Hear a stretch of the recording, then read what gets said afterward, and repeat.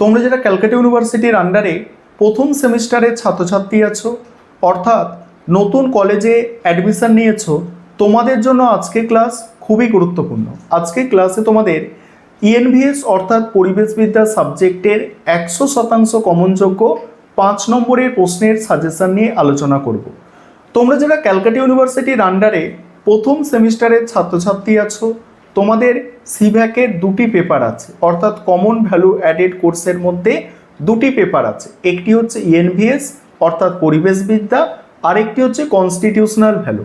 এই যে দুটি পেপার অর্থাৎ দুটো সাবজেক্ট প্রত্যেক ছাত্রছাত্রীর প্রথম সেমিস্টারের প্রত্যেক ছাত্রছাত্রীর জন্য কম্পালসারি, অর্থাৎ তুমি আর্টস হও, কমার্স হও, সায়েন্স হও, অনার্স কোর্সের ছাত্রছাত্রী হও বা পাস কোর্সের ছাত্রছাত্রী, তোমাদের প্রত্যেককে এই সাবজেক্টগুলো এক একটা 50 নম্বরের পরীক্ষা দিতে হবে। আজকে তোমাদের পরিবেশবিদ্যা সাবজেক্টের সাজেশন এবং সিলেবাস নিয়ে তো আলোচনা করব, তার আগে কোয়েশ্চেন প্যাটার্ন বলে দিই এই সাবজেক্টে। দেখো, ইএনভিএস অর্থাৎ পরিবেশবিদ্যা সাবজেক্টটি 50 নম্বরের পরীক্ষা হবে। সেখানে 3 ধরনের প্রশ্ন তোমাদের থাকবে। প্রথম হচ্ছে এমসিকিউ। এমসিকিউ তোমাদের 10টা থাকবে, 10টাই অ্যান্সার করতে হবে। তারপর 2 নম্বরের প্রশ্ন, 2 নম্বরের প্রশ্ন 10টা অ্যান্সার করতে হবে, অর্থাৎ 10টা এমসিকিউর জন্য 10 নম্বর, 10 নম্বরের 10টা 2 নম্বরের প্রশ্ন, সেখানে 20 নম্বর। আর বাকি থাকে যে 20 নম্বর, সেখানে 4টে 5 নম্বরের প্রশ্নের অ্যান্সার করতে হবে। তাহলে তোমরা কোয়েশ্চেন প্যাটার্ন বুঝে গেলে। এবারে তোমাদের আমি সাজেশান এবং সিলেবাসটা স্ক্রিন রেকর্ডের মাধ্যমে আলোচনা করছি, তোমরা ভালো করে দেখে নাও। এবং তোমাদের এই যে কম্পালসারি পেপার, এগুলোকেও তোমরা অবহেলা করবে না, এগুলোও প্রথম থেকে পড়বে। বিশেষ করে ইএনভিএস সাবজেক্টটা প্রতি বছর অনেক ঘুরিয়ে ফিরিয়ে প্রশ্ন হয়। চলো তোমরা সম্পূর্ণ সাজেশান এবং সিলেবাসটা দেখে নাও। এবারে তোমরা সম্পূর্ণ সাজেশানটা দেখে নাও। দেখো, 5 নম্বরের প্রশ্ন, 5 নম্বরের প্রশ্ন ইউনিট 1 থেকে দেখো। প্রথম প্রশ্ন, সুস্থায়ী উন্নয়ন বলতে কী বোঝো? সুস্থায়ী উন্নয়নের প্রধান লক্ষ্য বা নীতিগুলি আলোচনা করো। দ্বিতীয় প্রশ্ন, পরিবেশবিদ্যার বহু বিষয়ক প্রকৃতি সম্পর্কে আলোচনা, এর পরিধি ও গুরুত্ব লেখো। তারপরের প্রশ্ন, মিশন লাইফ কি, তার সঙ্গেই নিম্ন কার্বন জীবনশৈলী অর্থাৎ লো কার্বন লাইফস্টাইল পরিবেশ রক্ষায় কিভাবে সাহায্য করে। পরের প্রশ্ন, সুস্থায়ী উন্নয়ন এবং সুস্থায়িত্ব এবং সুস্থায়ী উন্নয়নের মধ্যে সম্পর্ক বা পার্থক্য। 4টে প্রশ্ন এখানে দেওয়া আছে। ইউনিট 2, ইকোলজি এবং ইকোসিস্টেম, এই পোর্শন থেকে কি আছে দেখো। বাস্তুতন্ত্রের গঠন কার্যকারিতা সংক্ষেপে বর্ণনা করো। বাস্তুতান্ত্রিক পরিষেবা বলতে কি বোঝো। নেক্সট আছে খাদ্য শৃঙ্খল, খাদ্য জালের মধ্যে পার্থক্য। বাস্তুতন্ত্রের শক্তির প্রবাহ কিভাবে ঘটে তা বর্ণনা করো। তারপরে বাস্তুতান্ত্রিক পর্যায়ক্রম বা সাকসেশন কি, এর বিভিন্ন পর্যায়গুলি সংক্ষেপে লেখো। তারপরের প্রশ্ন আছে বাস্তুতান্ত্রিক পিরামিড কি, বিভিন্ন প্রকার বাস্তুতান্ত্রিক পিরামিড সম্পর্কে সংক্ষেপে আলোচনা করো। নেক্সট, জনসংখ্যা এবং গোষ্ঠী বাস্তুতন্ত্রের মৌলিক ধারণা দাও।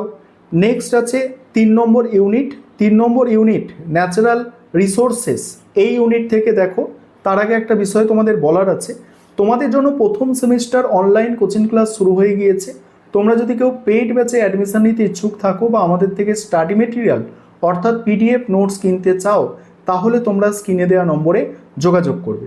দেখো, 3 নম্বর ইউনিট থেকে প্রথম প্রশ্ন, বনভূমি ধ্বংস বা অরণ্য নিধনের প্রধান কারণ ও ফলাফল আলোচনা করো, এটি রোধ করার উপায়।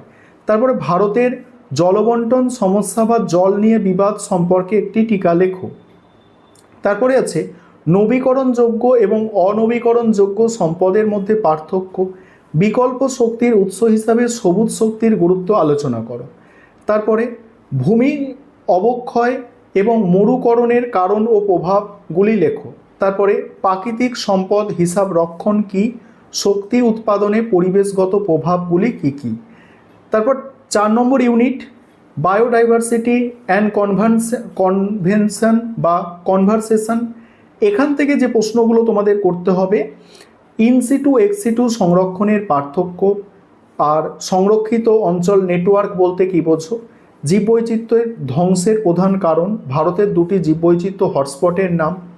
জীববৈচিত্র্য সংরক্ষণে আদিবাসী সম্প্রদায়ের ভূমিকা আলোচনা করো, তার সঙ্গেই আছে পিপলস বায়োডাইভার্সিটি রেজিস্টার কি। নেক্সট প্রশ্ন আছে বায়োপসপেক্টিং এবং বায়োপাইরেসি বলতে কি বোঝো, এর সঙ্গেই আছে এন্ডিমিজ কি। নেক্সট আছে দেখো মেঘা ডাইভার্সিটি দেশ হিসাবে ভারতের অবস্থান ব্যাখ্যা করো, তার সঙ্গে জীববৈচিত্র্যের বিভিন্ন স্তরগুলি সম্পর্কে সংক্ষেপে লেখো।